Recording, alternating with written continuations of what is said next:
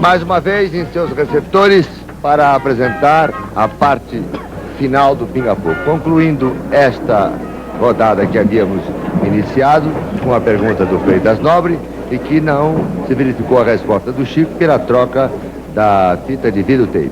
O Chico vai agora responder as duas formulações feitas pelo deputado Freitas Nobre. Só um pouquinho mais de silêncio, o auditório as pessoas tomarem assento nos seus lugares, para que o Chico tenha maior facilidade em responder às duas indagações feitas pelo Freitas Nobre. Lembramos ainda aos senhores telespectadores que nos honram com sua audiência, telespectadores da capital, de todo o interior de São Paulo, de todo o sul de Minas, de duas grandes faixas dos estados de Mato Grosso e do Paraná, de mais 4 emissoras de televisão que esta noite, via Embratel, estão em cadeia com o Canal 4, que este programa será encerrado. Vamos solicitar ao Chico, se possível, uma mensagem psicografada de um dos seus guias espirituais, uma mensagem de Natal, uma mensagem de Ano Novo. Isto quem resolve é o Chico. Apenas o mediador do programa vai formular este pedido a ele. Tão logo estejam terminadas esta rodada e algumas perguntas ainda que serão feitas no auditório e perguntas de telespectadores. Eu desde já quero acrescentar o seguinte: eu tenho em mãos mais de 200 perguntas, não só aquelas que foram enviadas por carta, como também as que foram transmitidas pelos nossos telefones. Disse de início que seria sumamente impossível ao Chico responder a todas essas questões. Eu vou entregar, de frente às câmeras, todas as perguntas ao Chico e colocar as páginas do Diário da Noite e do Diário de São Paulo. Para isso estou convocando o nosso companheiro Durval Monteiro, que é secretário do Diário da Noite, para que o Chico possa responder a todas essas perguntas. Evidentemente, ele não poderá fazer isso num dia, mas irá respondendo gradativamente até responder a cerca de quase 200 perguntas. Eu vou passar a mão do Chico agora. Inclusive, Almir, eu queria esclarecer que o Chico Xavier assina aos domingos uma coluna no Diário de São Paulo. Exatamente. Espaço que será ocupado para responder a todas as perguntas. Para não pensarem que eu estou faltando a verdade, eu passo às suas mãos cerca de 200 perguntas que você não pode responder aqui. Por uma razão, porque quase todas são consultas de ordem pessoal. E o programa tem, assim, um caráter genérico, um caráter que é feito para todo o povo brasileiro. E tem fatos aqui que pouco interessam a esse mesmo povo. Então, fico com essas perguntas com você. Você irá respondendo e enviando de Uberaba a São Paulo, e elas serão publicadas todos os domingos. Combinado? Muito bem.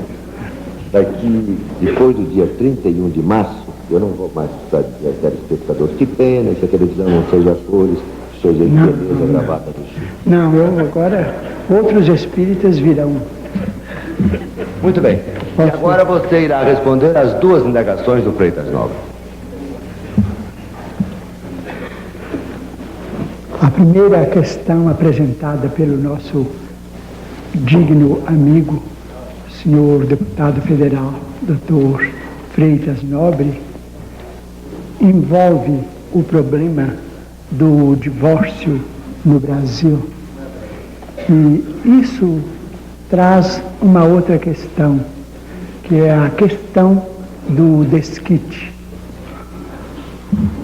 Sem nenhum desrespeito às nossas leis, com absoluta veneração aos nossos magistrados, que são zeladores da nossa dignidade como povo cristão, mas os nossos amigos espirituais consideram que o desquite facultado pelo artigo 316 do nosso Código Civil, código, aliás, dos mais evoluídos da Terra, o desquite facultado pelo artigo 316, de algum modo, sem qualquer irreverência, pode ser comparado, com todo o respeito nosso, à dignidade dos nossos governantes e dos nossos legisladores. O desquite no Brasil pode ser comparado ao presente de um carro de luxo que é doado sem o motor. O carro não pode funcionar porque o motor está de um lado e a estrutura do veículo de outro. No artigo número 323 do nosso Código Civil, existe a possibilidade da reconciliação dos cônjuges, seja de que modo for. E a lei, então, aprova a reaproximação dos cônjuges que não puderam viver juntos. Então, é o trazimento do motor ao carro para que o carro venha a funcionar da mesma forma pela qual o carro foi considerado em dificuldade antes do reajuste. Por isso mesmo, nós que hoje vivemos em dimensões econômicas diferentes, em dimensões de intercâmbio diferentes, dimensões comerciais, dimensões diplomáticas muito diferentes daquelas que nos caracterizavam até 1916, quando o nosso código era herdeiro de muitas das idiosincrasias do Código de Napoleão, e já diferentes da Lei 4.121, de 27 de agosto de 1962, considerada como sendo o Estatuto da Mulher Casada. Nós que vivemos hoje em dimensões tão grandes de compreensão humana, nós consideramos o divórcio como medida humana, medida legítima, porquanto dói ao nosso coração quando ouvimos nas palavras públicas de nossos grandes magistrados a palavra desculpe-me, a palavra concubina, para designar senhoras distintíssimas, grandes mães de família que estão em segunda, terceira ou quarta união, com absoluto respeito ao regime monogâmico que impera em nossas relações. Peçamos a Deus que as nossas autoridades possam ouvir os nossos sentimentos, mas não apressadamente, porque as leis não devem se alterar de um dia para outro, para que determinadas alas de criaturas ainda não matriculadas na escola da compreensão humana, da ternura humana, venham a abusar da magnanimidade de nossos preceitos legais. Mas vamos esperar que dias melhores venham para a família brasileira e que o divórcio possa ser consagrado por nós todos como medida humana. Porque, do ponto de vista espírita cristão, muitos talvez afirmem, mas e a dívida de outras reencarnações? Muito bem, mas os nossos bancos fornecem moratórias, fornecem reformas. Será que o Banco da Providência Divina está em penúria tal que não nos possa dar tempo para depois resgatarmos as nossas dívidas com determinados companheiros ou companheiras, para que nós não venhamos a cair muitas vezes em delinquência? Para salvaguardar os nossos interesses, a nossa integridade mental mesmo, o divórcio é uma medida humana. Mas nós devemos considerar, e isso digo na condição de espírita, nós os espíritas precisamos e sabemos respeitar a maioria católica da nação brasileira. Por isso mesmo fazemos votos para que o soberano pontífice, que nós tratamos com a máxima veneração, e que suas eminências, os cardeais do Brasil, e suas excelências, os senhores arcebispos e bispos do Brasil possam também abençoar esses nossos ideais, para que o divórcio venha tranquilizar tantos adultos e legalizar tantos adultos e jovens que necessitam de semelhante medida para que a paz e o amor. Na fala do nosso caro entrevistador, Dr. Durval Monteiro, estou consertando o nome. Mas muito obrigado pela tolerância. Mas não suspendeu o doutor ainda. Foi um engano. Para que a paz e o amor reinem dentro do lar pátrio, do território brasílio.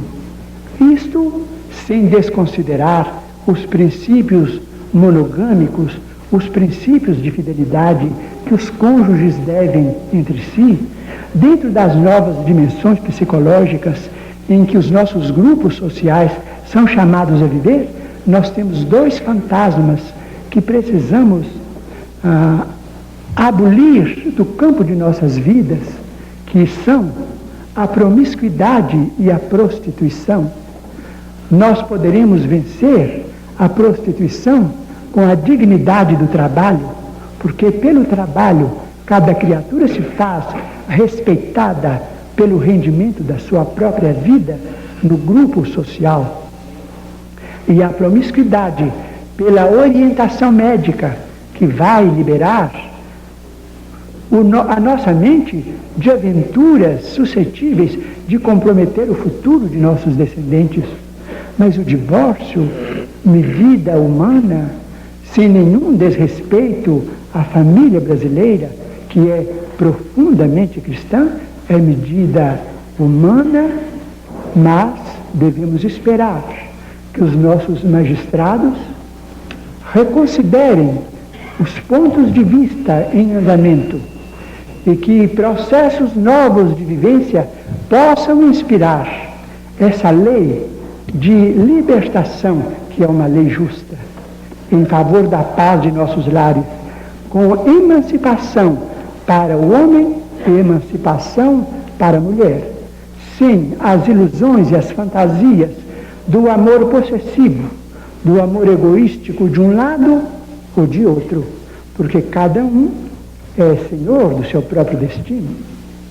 Quanto à população, nós podemos dizer, podemos esclarecer ao nosso caro informante que a população, vamos dizer, flutuante do globo terrestre é muito grande e que orientadores de economia na Europa são unânimes em asseverar, a maioria deles, que o nosso planeta ainda comporta talvez mais de 30 bilhões de habitantes, desde que nós venhamos a explorar também as nossas possibilidades no mar, porque há toda uma flora e há toda uma fauna a esperarem por nós no mar. Conversando a este respeito há algum tempo com alguns jovens, e quando falávamos a respeito da pecuária com base na produção do anequim, ele me disse com muita propriedade em seu sentimento de cristão: mas, Chico Xavier, será possível que vamos viver até a morte matando para comer? Sinceramente, eu me envergonhei, porque é verdade, matar, né? Matar para comer, mas com base na pecuária justa, com base na economia bem dirigida. Nós precisamos viver ainda, talvez, alguns milênios, necessitando dos valores proteicos adquiríveis na carne. Ô Chico, mas a pergunta dos nossos companheiros de rádio envolvia um pouco mais. Eles diziam, levando em conta a reencarnação, como cresce a população do nosso planeta, qual a origem desses espíritos que reencarnam? A nossa origem está em Deus. Nós somos uma faixa de população visível na Terra, considerados como habitantes do plano físico, mas em torno da Terra a toda uma população terrestre ainda, eivada, ou vamos dizer, caracterizada por sentimentos puramente terrestres. A evolução não se faz num dia e somos bilhões. Ô Chico, aqui é uma pergunta, foge um pouco ao espiritismo, de certo modo tem relação com ele, mas é do mediador que não faz perguntas. Eu esqueci de dizer a você que o Durval e o Leporassi são corintianos irrecuperáveis. Então eu pergunto, esses 20 anos de suprimento que o clube vem impondo a eles, vai contribuir para o aperfeiçoamento do espírito de ambos? Ô Almir, aliás, eu ia perguntar, atendendo a sua solicitação de que o programa estava muito sério, eu ia perguntar para o Chico... Não, eu estou fazendo uma pergunta séria. Porque talvez poucas pessoas saibam, mas se eu não estou enganado, também o Chico é membro da grande e sofredora família corintiana. Não, parece que não. Parece que sim. Não. Mas ele responde. Então ele mudou muito recentemente, porque ele me disse aqui que gostava muito do Pelé e torcia pelo Santos. Não, isso você que deve ter imposto. Mas eu ia perguntar para ele até quando essa aprovação coletiva, né? Ah, do Corinthians. É mesmo. Está aprovado então que ele também é... Esse mesmo saiu como um suspiro, porque, conquanto admire maravilhosamente o nosso mediador, o nosso caro amigo Dr. Almir Guimarães, e com quem eu me entendi com muito respeito na residência de amigos muito queridos do Ibirapuera a respeito do esporte em São Paulo, neste momento eu devo ser uma pessoa autêntica. Eu também sou corintiano. Muito bem.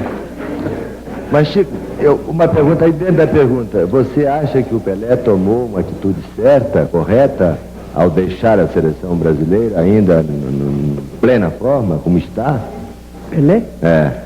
Considero que, como Foi admirador correto? de Pelé, estimaria que ele prosseguisse Deixar a na seleção. seleção brasileira. Era chegada a hora. Estimaria que ele continuasse Que ele agindo, continuasse jogando. Só deixasse por impossibilidade de provinda de ambiente externo, mas não de uma consideração íntima em que ele subestima os valores dele mesmo. Eu estou dizendo isso porque ele é seu conterrâneo e gosta muito de você. Doutor Hernando Agradeço Guimarães. muito, eu também admiro muito. Mas ele não respondeu até quando vai a aprovação, né? A aprovação vai para a frente se for este o caminho. Mas vamos continuando como sendo a torcida fiel. Vamos orar, né? Exato. Doutor Hernando Guimarães Andrade com a pergunta seguinte. Chico, nós sabemos atualmente, pelos estudos que se fazem no tocante à reencarnação, estudos esses levados a efeito por cientistas de grande gabarito, como o professor Ian Stevenson, que é professor de psiquiatria e neurologia na Universidade de Virgínia, nos Estados Unidos. Nós sabemos hoje, com base em observação experimental, que o espírito pode, de uma encarnação para outra, mudar de sexo. E poderíamos até dar um nome a esse fenômeno de transexualidade. Eu pergunto a você, haveria alguma relação entre homossexualismo e transexualidade no sentido reencarnatório? Na maioria dos casos, sim.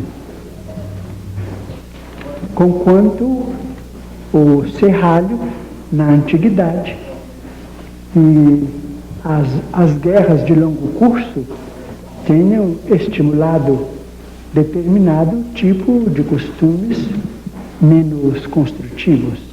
Mas não devemos desconsiderar de maneira nenhuma a maioria dos nossos irmãos que vieram e que estão na Terra em condições inversivas do ponto de vista de sexo, realizando tarefas muito edificantes ou em caminho de redenção de seus próprios valores íntimos.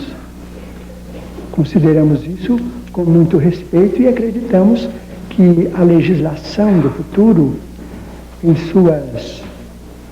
suas novas faixas de entendimento humano, saberá criar dentro da família, sem abalar as bases da família, a legislação humana saberá incorporar à família humana todos os filhos da humanidade, todos os filhos da terra, sem que a frustração afetiva venha a continuar sendo um flagelo para milhões de pessoas. Num congresso de neurologia realizado há muito pouco tempo, se deu especial destaque ao problema da fome. É verdade que o problema da fome é removível com a redistribuição do trabalho, com a administração criteriosa do trabalho para a criatura humana em todas as idades de sua posição válida no plano físico. Mas a frustração afetiva é um tipo de fome capaz de superlotar os nossos sanatórios e engendrar os mais obscuros processos de obsessão. E por isso mesmo devemos ter esperança de que todos os filhos de Deus na terra serão amparados por leis magnânimas com base na família humana, para que o caráter impere acima dos sinais morfológicos e haja compreensão humana bastante para que os problemas afetivos sejam resolvidos com o máximo respeito às nossas leis e sem abalar de 1 milímetro o monumento da família, que é base do Estado. Doutor Durval Monteiro. Não, Mendonça já foi retificado. Quanto à suspensão do doutor, eu desisto e vou ser até o final do programa. A minha pergunta é rápida, Chico. Em que instante da gestação ocorre a encarnação? E o espírito tem consciência disso? O nosso André Luiz costuma dizer que a consciência disso é um fenômeno raríssimo. Na maior parte, talvez 99% dos casos de reencarnação, a criatura está na posição de quem dorme, no claustro materno, de quem se acomoda no carinho materno para o renascimento, dentro de um processo um tanto ou quanto semelhante à anestesia para cirurgias no terreno humano. Um certo torpor, e a criatura vai acordando aos poucos, porque também a ciência vai verificar isso. A recapitulação do processo evolutivo não se verifica tão somente na fase embrionária da nossa vida fetal, mas alguns anos também depois do nascimento. A criança está repetindo na sua feição de criaturinha impulsionada por movimentos saltuários determinados tipos de impulsos que ficaram na retaguarda. E o próprio complexo de Édipo, que muitos dos nossos psicoanalistas consideram como sendo um período que vai depois dos 3, dos 6 meses do nascimento até os 6, 8 anos, com as derivações desse mesmo complexo, as derivações edipianas, esses complexos todos são plenamente compreensíveis com o fenômeno da reencarnação e do nascimento da criatura em estado de reajuste gradativo. Saulo Gomes. Me parece que é a última pergunta, a última rodada. A não ser que os membros da mesa entrevistadora tenham alguma observação a fazer, alguma pergunta, e isso pode fazer. Essa era a penúltima, não? Hein? Essa era a penúltima.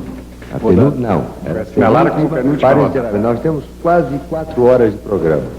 E como eu vou pedir ao Chico, e não sei se isso será possível, fica na dependência dele, que ele, antes de encerrar, ou encerre o programa exatamente como encerrou o programa anterior, é que eu estou dizendo. Mas se alguém tiver alguma outra pergunta a formular, pode formular. Eu tenho apenas uma observação que me permite fazer antes que o Saulo formule a última pergunta. Pois não. Eu travei uma luta íntima comigo, o Chico Xavier, porque a minha intenção era, e consultei o meu ego interior, e o ego exterior é egoísta, é vaidoso. A minha intenção era fazer com que eu fosse dono, fosse proprietário de um livro autografado na presença do maior público que já existiu na história da literatura mundial. Eu ia pedir a você que autografasse esse livro para mim. Muito bem. Mas acho que é uma supina vaidade, ia ferir a sua suscetibilidade, a sua humildade. Não. Então eu prefiro ficar apenas com o desejo, Chico Xavier. Mas eu pediria. Eu vou lhe levar o livro para ser autografado numa outra oportunidade, mas vou até a sua casa, lá em Uberaba. Este ou um outro livro qualquer que você nos dê. Fico muito feliz e honrado com a visita pessoal, mas pediria ao nosso mediador, nosso caro doutor Almir Guimarães, licença, uma fração de minutos. Se você retirar o doutor, eu... Bom, já que é para benefício geral da nação e para tranquilidade dos espíritos, então eu vou vencer o meu ego exterior.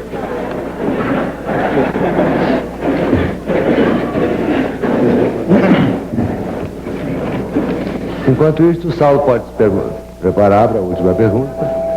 Não sei se é a última. Como Leporace acredito que traz seja a a última. manifestação, antes da pergunta, eu peço licença, Almir. Como Leporace traz a manifestação de um dos grandes nomes da imprensa brasileira,